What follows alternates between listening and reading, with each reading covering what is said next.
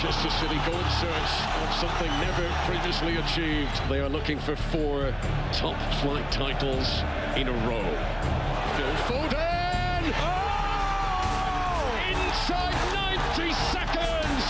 The player of the year shows why he's been worthy of such accolades! Foden again! He is in dreamland! Makes it 2-0 on the deciding day!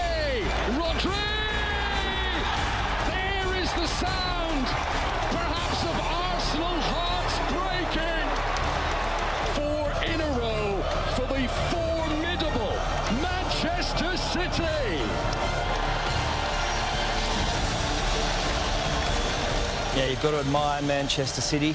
Do you? You don't have to like them. No, they're good. I'm glad you added that. But it's your time to shine. Yeah. You've got to admire. A very small window. So stop laughing.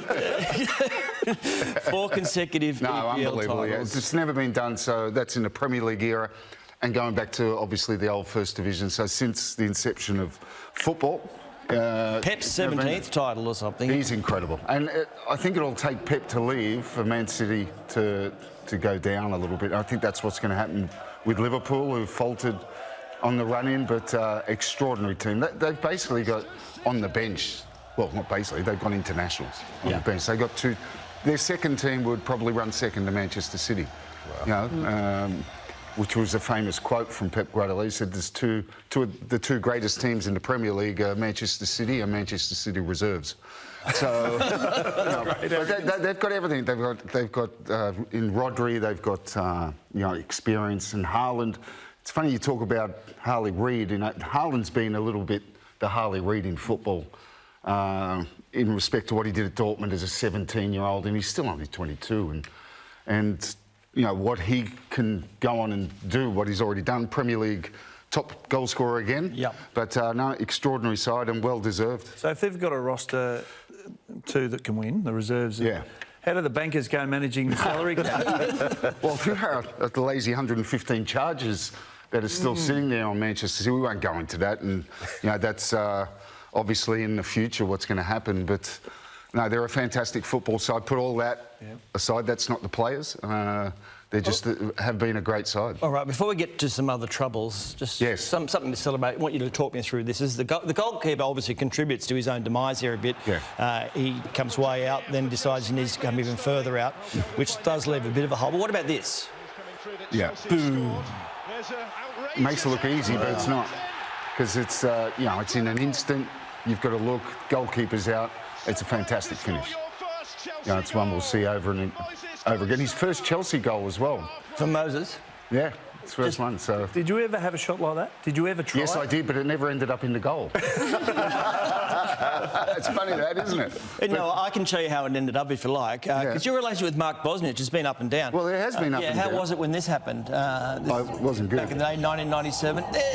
Yeah, so that was a hit, and you can see me scream at him here. This was the final day. We were in a relegation battle. There's Hello Chicks, Mark Bosnich, Backstreet Boys, or whatever they're called. It still had hair plugs all the way back then, too. But there was last day, and I said to Bosnich before the game, we didn't get relegated because other results went our way, but I said to Bosnich before the game, you know, look, if you can, help us a little bit. And I've hit that one. Yes, I know what you're going to say, but it was more in, jest and fun. And he pulled out a worldie like that because I couldn't have hit it any better. Extraordinary. But, yeah, actually Andy Gray, a famous commentator in England who used to commentate with Martin Tyler, he said, Robbie, he said, is so unlucky because that would be probably in the top 50 EPL goals of all time going forward. I said, oh, yeah, that sums it up. Thank you. Doesn't it, Candice? Yes. Yeah, just leave them. At the very pointy end of its season, the A-League has been rocked by a betting scandal with 3 MacArthur FC players charged with conduct that corrupts a betting outcome. This timing, everything about it is ordinary, isn't it? Yeah, look, it was ordinary because it came, had 2 big semi-finals last week, which both in front of full houses, and of course this took centre stage. Look, they're allegations at this point, but So no. it was to do with yellow cards, It's numbers of yellow yellow cards, cards yeah. backing them, and in some cases you could see there were different reasons they've done arguing. Well, it's easy to get a yellow card, like that. Yeah. You talk to a This will referee. give you one for sure. This will give you one. And, you look back now and it all looks rather stupid.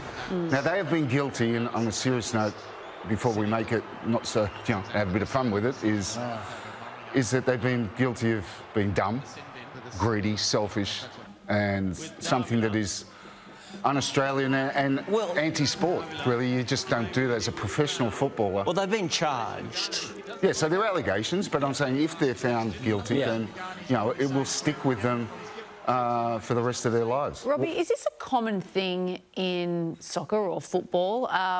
And has anyone ever approached you when you were playing? Did anyone ever I played in approach a you? team where a player that I was playing with approached, quite basically, Ben, because the player they approached scores all the goals, whereas I didn't. You couldn't affect the game at all. Obviously, I'm looking up, hello. But no, it was quite serious, and our player said no, and I won't mention the names, but I did spend time with one of the most famous match fixing was the great Marseille, who won a European Cup, and they got fined. Their president went to jail, and I spent time with the key player, Jean-Jacques Idely was his name, and he's the bag carrier who gave the money. And he said to me, he regretted it. He said it affects him every night of his life. Wow. He said that's how much. He was playing for a club called Walsall in the English 3rd Division. He was playing for the best team in Europe. Yeah. And he said to me, and this was a year after it happened, maybe a couple of years, and he said, you'll never get over it. Where this A-League betting scandal is so foolish, Robbie, is that it's such an exotic thing to be betting on. Yeah. How many times a player's going to, or how many times a team is going to get yellow cards in a game. Any bookmaker would immediately see a red flag, excuse the pun, the minute that somebody is betting large amounts on that exotic spot fixing style. And I think that's what's happened here, Tony. They've, in the UK, I think. Yep. Let's accept those bets, lots of bets happening, and payouts, obviously. If you look up the word irony in the dictionary, which I saw Hoops doing before the show, it will tell the MacArthur story and show you this anti-gambling ad that very club was involved in. Not impressed? I thought it was a pretty good display. But it ruined my multi. Not good, man. Sport is about the live action. And supporting us, your team. So don't let a bet take you away from the match. Reclaim the game and be gamble aware. That is irony, isn't it? And the ones I like to say, and you see the fans there, they're the ones that I feel sorry for. The fans that go to the games. I feel sorry for the coach, Milo Stojovski, the owners, Sam and Gino, and they're the ones that have been cheated here.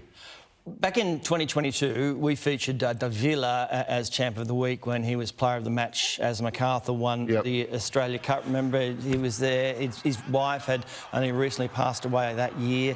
He was looking after his young son. It was a story. He was so proud of what the club, how it supported him. It kind of makes it even sadder. How much money are these players offered to do things like this?